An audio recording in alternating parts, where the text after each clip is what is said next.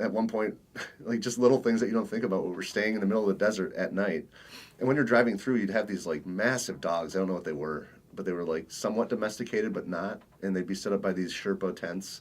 The shepherd.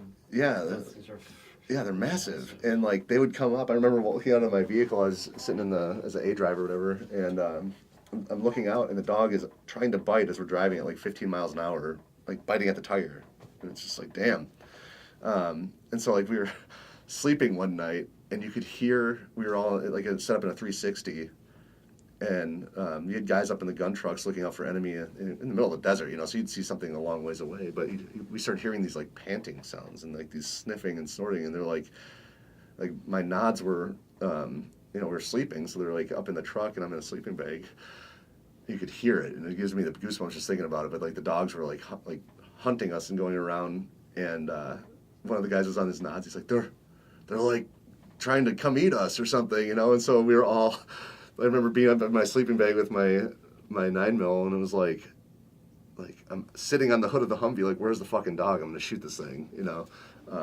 So it was just a wild experience with that, you know, that end of it, and yeah, they were just in general. It was I feel fortunate for having had the opportunity to go up against an enemy that had a lot more balls than what we saw in Iraq, and um, yeah, and I say that because I just saw a like a blurb on one of the social media channels online, and it was a Taliban soldier being interviewed of what his thoughts were of us being there, and he's like, you know, they were doing what they felt was the right thing to do, and there was a lot of respect with how he spoke about it, and so for me, it was like, you know, that's a warrior, you know, that's someone who can look at, if you're able to look at it outside of what your purpose was or what happened, step back and say, this is, I mean, that's their land, and we were there, and they were fighting for it, and I mean, we could have done a lot of things different, I think, as far as like, not we as MSOC Bravo, but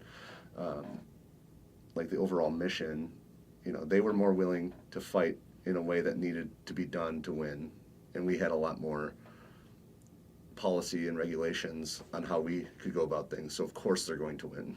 You know, there's no way to win that.